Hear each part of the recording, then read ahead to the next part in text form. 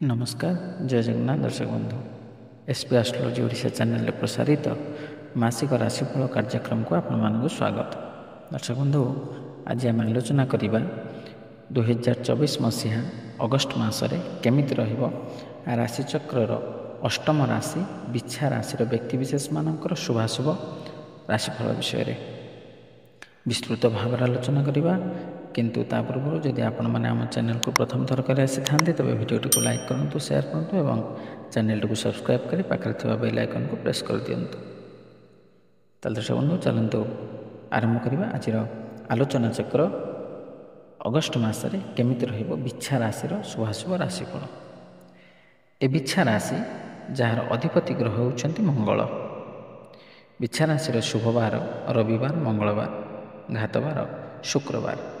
शुभ संख्या 1, 3, 9। शुभ रंग गोलापी नाली।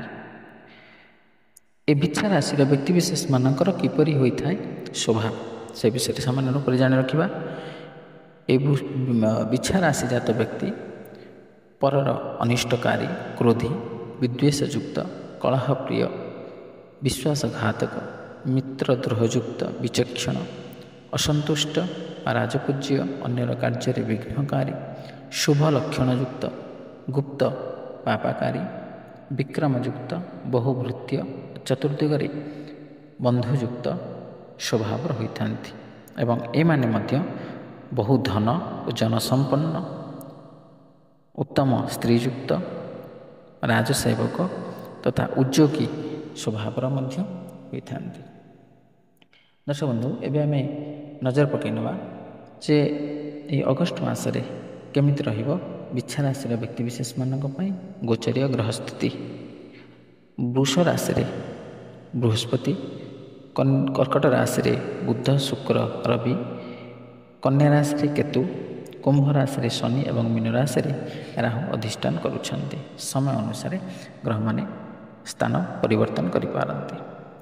दर्शक बंधु ये गोचरीय ग्रह स्थिति को नजर रखी आमे यह विचार करवा जे बिछा राशि लोकों यही मास मध्यम भाव में फलप्रद होगा जाउछि, किंतु अनेक क्षेत्र में आपण बहुत शुभ फलाफल पाइबाकू जाउछन्ति। तेणु आपण पक्षर प्रस्तुत रुहंतु जहाद्वारा आपण यही समयर भल उपयोग करें। आपणकर आय जेते दूर देखा जाए आपण एतिर भल वृद्धि देखिए। किछि गुप्त रोजगार करिवार संभावना मध्य रहिबो। आपणकर आय दिनकू दिन वृद्धि पाइब, जहाँ आपणक चिंता को बहुत परिमाण में ह्रास करिब।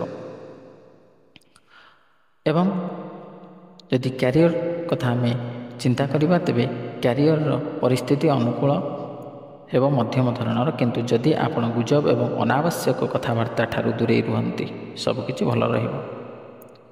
मासर द्वितीयार्ध अधिक अनुकूल हेबो। एही मास व्यवसायी मध्य भल आशा आनी थाए। आपणकर कठिन परिश्रम सहित आपण सफलता हासिल करें। प्रेम संपर्क में किसी उत्थान पतन सत्वे मासर द्वितीयार्ध आपण संपर्क को प्रेम परिपूर्ण करिब। एही मास विवाहित लोकों उत्थान पतन परिपूर्ण होगाकू जाउछि। केवल आपण जीवन साथी आचरण अनुजाई आपणकर आचरण करी एही संपर्क को परिचालना करने आपण सहज हेब। पारिवारिक जीवन में सामान्य समस्या देखादेव, किंतु प्रेमर भावना रहिबो जहाँकि परिवार को प्रेम और निष्ठा द्वारा बांधि रखिब। स्वास्थ्य मध्य किछि ध्यान आवश्यक करिब, किंतु कौनसी बड़ समस्या दृश्यमान हेब नाही। छात्र छात्री मानक निश्चित भाव में किसी बाधाविघ्नर सामना करने को पड़ो, किंतु से कठिन परिश्रम सहित सफलता हासिल करने को समर्थ हेबे। दर्शक बंधु ये जो दुईटी ग्रह को मुख्यतः आधार करी आमे राशिफल विचार करें से दुईटी ग्रह होउछन्ति बृहस्पति और शनि। जो दुईटी ग्रह वर्तमान आपणक राशि पाई अर्थात पिछा राशि पाई सप्तम बृहस्पति एवं चतुर्थ शनि। प्रथम जदि आम बृहस्पति कथा आलोचना करवा तेबे बृहस्पति होउछन्ति धन धान्यर कारक, विद्या बुद्धिर कारक, जश कीर्तिर कारक, आध्यात्मिकतावादीर कारक। तेणु ए बृहस्पति वर्तमान आपणक ରାଶି ପାଇଁ ସପ୍ତମସ୍ଥ। ଗୋଚରରେ ବୃହସ୍ପତି ଦ୍ୱିତୀୟ, ପଞ୍ଚମ, ସପ୍ତମ, ନବମ ଏବଂ ଏକାଦଶ ବୃହସ୍ପତି ଶୁଭଫଳ ପ୍ରଦାୟକ ହୋଇଥାନ୍ତି। ତେଣୁ ତା ମଧ୍ୟରୁ ଆପଣଙ୍କର ରାଶି ପାଇଁ ବର୍ତ୍ତମାନ ସପ୍ତମ ବୃହସ୍ପତି। ତେଣୁ ଏ ବୃହସ୍ପତିଙ୍କ ଶୁଭତ୍ୱ କାରଣରୁ ଆପଣ ଧନଧାନ୍ୟ ଲାଭ କରିବେ, ଆକସ୍ମିକ ଭାବରେ ଧନ ଲାଭ କରିବେ। ଯେଉଁମାନେ ବ୍ୟବସାୟ ବାଣିଜ୍ୟ କରୁଛନ୍ତି ସେମାନେ ମଧ୍ୟ ସେ ବ୍ୟବସାୟରେ ଲାଭ ପ୍ରାପ୍ତ କରିବେ। ଆପଣଙ୍କର ଆୟ ବୃଦ୍ଧି ପାଇବ, ଅଯଥା ବ୍ୟୟ ହ୍ରାସ ପାଇବ। ଏବଂ ଯେଉଁମାନେ ସେୟାର ମାର୍କେଟରେ ଅର୍ଥ ବିନିଯୋଗ କରୁଛନ୍ତି ସେମାନେ ମଧ୍ୟ ଏହି ସମୟ ମଧ୍ୟରେ ଉତ୍ତମ ଲାଭ ପ୍ରାପ୍ତ କରିବେ। ଆକସ୍ମିକ ଭାବରେ ଆପଣଙ୍କର ସେୟାରରେ ଅଭିବୃଦ୍ଧି ଘଟିବ। ଏବଂ ଆଧ୍ୟାତ୍ମିକବାଦୀ ଲୋକମାନେ ଏହି ସମୟ ମଧ୍ୟରେ ତାଙ୍କର ଆଧ୍ୟାତ୍ମିକତାର ଆଗ୍ରହ ଆହୁରି ବୃଦ୍ଧି ପାଇବ। ସଦାସର୍ବଦା ସେମାନେ ଦେବକର୍ମରେ ଲିପ୍ତ ରହିବେ। ବିଦ୍ୟାର୍ଥୀମାନେ ଏହି ସମୟ ମଧ୍ୟରେ ମଧ୍ୟ ଉତ୍ତମ ଫଳ ପ୍ରାପ୍ତ କରିବେ। ସେମାନଙ୍କ ପାଠପଢ଼ାରେ ଆଗ୍ରହ ବଢ଼ିବ ଏବଂ ଏକାଗ୍ରତା ମଧ୍ୟ ବଢ଼ିବ। କିନ୍ତୁ ସାମାନ୍ୟ ପରିଶ୍ରମ କରିବା ଦ୍ୱାରା ସେମାନେ ଏହି କାର୍ଯ୍ୟରେ ଲିପ୍ତ ରହିପାରିବେ ଏବଂ ଉତ୍ତମ ଫଳ ପ୍ରାପ୍ତ ମଧ୍ୟ କରିବେ। ଦ୍ୱିତୀୟରେ ଯଦି ଆମେ ଶନିଙ୍କ କଥା ଆଲୋଚନା କରିବା ତେବେ ଶନି ହେଉଛନ୍ତି ଚତୁର୍ଥସ୍ଥ ବର୍ତ୍ତମାନ ପାଇଁ ଆପଣଙ୍କ ରାଶିରେ। ଶନି ଗୋଚରରେ 4ଟି ସ୍ଥାନରେ ଶୁଭଫଳ ପ୍ରଦାନ କରିଥାନ୍ତି: ତୃତୀୟ, ଷଷ୍ଠ, ଦଶମ ଏବଂ ଏକାଦଶ। ତେଣୁ ଯେହେତୁ ଆପଣଙ୍କ ପାଇଁ ଶନି ଚତୁର୍ଥ ସ୍ଥାନରେ ରହୁଛନ୍ତି ତେବେ ଶନି ସାମାନ୍ୟ ରୂପରେ ଅଶୁଭ ଫଳ ପ୍ରଦାୟକ ହୋଇପାରନ୍ତି। ଆପଣଙ୍କ କର୍ମକ୍ଷେତ୍ରରେ କିଛିଟା ସମସ୍ୟା ଦେଖାଦେଇପାରେ। ଆପଣଙ୍କ ଉଚ୍ଚପଦସ୍ଥ କର୍ମଚାରୀଙ୍କ ଠାରୁ ଆପଣ ନିର୍ଯାତିତ ହୋଇପାରନ୍ତି ବା ଅସମ୍ମାନିତ ହୋଇପାରନ୍ତି, କିମ୍ବା ଆପଣଙ୍କର କାର୍ଯ୍ୟଦକ୍ଷତାରେ ସାମାନ୍ୟ ଅବନତି ଘଟିପାରେ। ଏବଂ ଯେଉଁମାନେ ନୂତନ ଭାବରେ କର୍ମପ୍ରାପ୍ତି ପାଇଁ ଆବେଦନ କରୁଛନ୍ତି, ଚେଷ୍ଟା କରୁଛନ୍ତି, ସେମାନଙ୍କ ସହିତ ମଧ୍ୟ କିଛିଟା ସମସ୍ୟା ଆସିପାରେ ସେମାନଙ୍କ ପାଇଁ। ସେ ସମସ୍ୟାକୁ ସମାଧାନ କରି ଆଗକୁ ବଢ଼ିଲେ ହିଁ ଆପଣ ସଫଳତା ହାସଲ କରିପାରିବେ।